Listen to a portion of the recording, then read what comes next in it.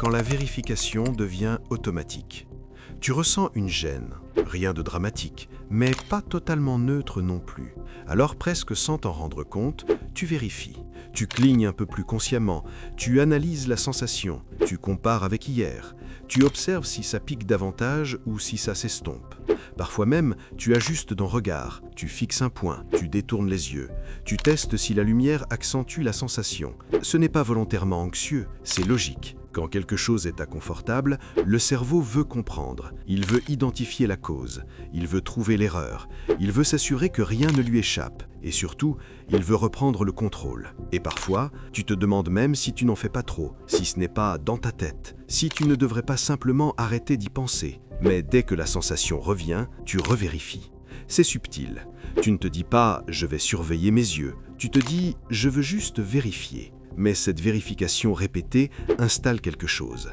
À partir du moment où tu commences à observer tes yeux régulièrement, ils cessent d'être une zone neutre, ils deviennent une zone prioritaire. Et ce que le cerveau classe comme prioritaire reste actif dans le champ de conscience. Plus tu vérifies, plus ton attention se fixe. Plus ton attention se fixe, plus la sensation devient détaillée. Tu remarques des micro-variations que tu n'aurais jamais perçues auparavant. Un léger tiraillement, une différence entre l'œil droit et l'œil gauche, une variation selon l'heure de la journée. Rien de catastrophique, mais suffisamment pour alimenter la vigilance. Le cerveau fonctionne comme un projecteur. Ce qui l'éclaire intensément prend plus de place. Au départ, tu voulais simplement t'assurer que tout allait bien, mais ce qui se répète devient familier, et ce qui devient familier cesse d'être conscient. La vérification ne ressemble plus à un contrôle, elle ressemble à une habitude. Et une habitude, on ne la questionne plus. Un jour, tu vérifies un peu plus, le lendemain encore, puis ça devient automatique. Tu ne décides plus de contrôler, tu contrôles sans t'en rendre compte. Et à partir de là, le besoin de surveiller ne répond plus à la gêne, il commence à l'entretenir. L'amplification invisible. Une fois que la vérification devient automatique, quelque chose change subtilement. Ce n'est plus seulement une observation, c'est une surveillance. Et la surveillance modifie le terrain. Quand ton attention reste fixée sur une zone, le système nerveux augmente légèrement son niveau d'activation. Pas au point de créer une crise, mais suffisamment pour modifier la perception. Tu clignes différemment, les muscles autour des yeux se contractent un peu plus. Ta respiration devient plus haute, plus courte, rien d'extrême, mais assez pour rendre la zone plus sensible. Et plus une zone devient sensible, plus elle attire l'attention. C'est là que la boucle commence. Tu ressens, tu analyses, tu vérifies, tu ressens davantage. Ce n'est pas imaginaire, c'est neurologique. L'attention renforce la perception renforce l'attention. Entre les deux, une tension subtile s'installe, une tension de contrôle. Tu vérifies si ça va mieux, tu vérifies si ça va moins bien, tu vérifies si c'est stable. Mais chaque vérification maintient l'activation. Or, un système activé récupère moins bien, parce que la récupération demande l'inverse, relâchement, désengagement, neutralité. Et toi, sans le vouloir, tu fais l'inverse. Tu t'impliques davantage, tu observes plus finement, tu cherches à ajuster. Et plus tu cherches à ajuster, plus tu envoies au cerveau un message clair. Cette zone est importante. Le cerveau ne comprend pas que tu surveilles pour te rassurer, il comprend seulement zone prioritaire. Et ce que le cerveau classe comme prioritaire reste actif. La sensation prend plus d'espace mental. Elle interrompt plus souvent tes pensées. Elle devient un point de référence. Tu compares avec le matin, avec hier, avec la semaine dernière. À force, ce n'est plus seulement la gêne le problème, c'est la boucle. Une hyper-surveillance permanente qui empêche le système de redescendre. Plus tu observes, plus tu confirmes que la zone mérite d'être observée. Plus tu confirmes, plus le cerveau amplifie les signaux. Et plus les signaux sont amplifiés, plus ils semblent réels. Le plus piégeux dans cette boucle, c'est que la zone perd sa neutralité. Avant, tes yeux faisaient partie du décor. Ils travaillaient, ils clignaient, ils s'ajustaient. Et tu n'y pensais pas. Maintenant, ils sont au premier plan. Ils deviennent un sujet. Et ce qui devient un sujet cesse d'être automatique. Tu ne les laisses plus fonctionner. Tu les accompagnes, tu les observes, tu les commentes intérieurement. Et à partir du moment où une zone est commentée en permanence, elle ne peut plus redevenir banale.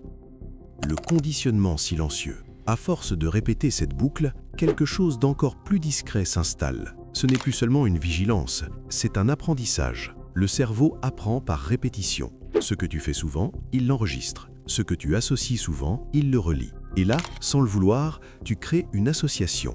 regard égale vérification, yeux égale contrôle. Chaque fois que tu portes ton attention dessus, tu renforces ce lien. Au début, c'est volontaire, puis ça devient réflexe. Le simple fait d'ouvrir les yeux déclenche une micro-analyse, pas toujours consciente, mais présente. Le cerveau adore les raccourcis. Il transforme les répétitions en automatisme. Plus tu vérifies, plus le circuit se solidifie. Et plus le circuit est solide, plus il s'active vite. Un peu comme un sentier dans l'herbe. Au début, il est à peine visible, mais à force de passer toujours au même endroit, le chemin devient tracé. Et bientôt, tu ne passes plus à côté, tu passes dedans sans réfléchir. Ce conditionnement modifie la récupération, pas parce que tes yeux sont abîmés, mais parce que ton système associe désormais regard et contrôle. Et un système en contrôle ne fonctionne jamais totalement en automatique. Or, les yeux sont conçus pour fonctionner sans supervision consciente. Le clignement, la répartition du film lacrymal, les micro-ajustements musculaires, tout ça est régulé sans que tu aies besoin d'y penser. Mais quand tu interviens constamment, tu interromps cette autorégulation. Tu passes d'un système autonome à un système supervisé. Et un système supervisé est plus rigide, moins fluide, moins adaptatif. Plus tu répètes cette supervision, plus le cerveau comprend « cette zone nécessite un contrôle ». Il ne sait pas que ton attention est d'aller mieux. Il comprend seulement que la zone ne doit pas être laissée tranquille. Le cerveau ne fait pas la différence entre un danger réel et une répétition fréquente. Pour lui, ce qui revient souvent mérite d'être optimisé. Alors, il améliore le circuit. Il le rend plus rapide, plus sensible, plus accessible. Ce n'est pas contre toi, c'est de la plasticité. Mais la plasticité renforce ce que tu pratiques. C'est pour ça que la gêne ne disparaît pas d'un coup. Même si l'œil va mieux, même si l'environnement change, le circuit, lui, reste actif parce qu'il a été entraîné. Et un circuit entraîné ne s'efface pas par hasard. Il s'efface quand il n'est plus utilisé. Ainsi, la gêne ne se maintient pas seulement par tension, elle se maintient par apprentissage. Un apprentissage silencieux qui transforme une sensation ponctuelle en schéma récurrent. Et tant que ce schéma n'est pas interrompu, le système continue de fonctionner comme il a appris à le faire, en mode contrôle. Sortir du circuit. La bascule ne consiste pas à analyser mieux, elle consiste à intervenir moins. Pas moins dans les soins, pas moins dans l'hygiène, mais moins dans la supervision constante.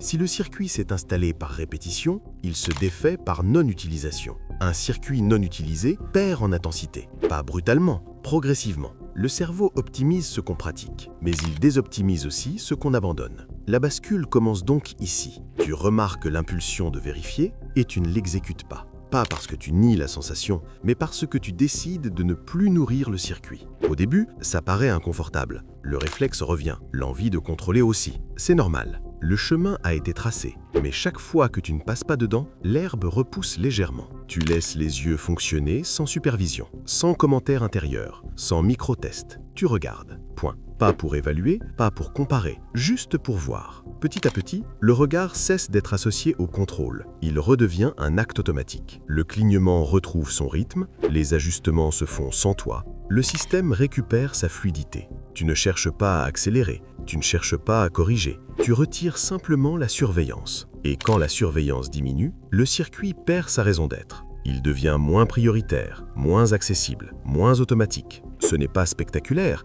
c'est discret, mais c'est ainsi que le cerveau désapprend. Il abandonne ce qu'on ne pratique plus. Et quand le contrôle cesse d'être répété, la gêne cesse d'être entretenue. La bascule n'est donc pas un effort supplémentaire, c'est un retrait du besoin de superviser, un retour vers un fonctionnement autonome. Plus tu laisses le système agir seul, plus il retrouve ce qu'il savait déjà faire, fonctionner sans être observé. Au début, tu auras l'impression de ne rien faire, comme si tu laissais passer quelque chose d'important. Mais en réalité, tu es en train de modifier le circuit. Tu n'essaies plus d'améliorer la sensation, tu changes la relation que ton cerveau entretient avec elle. Et c'est ce changement de relation qui permet au mécanisme de s'éteindre.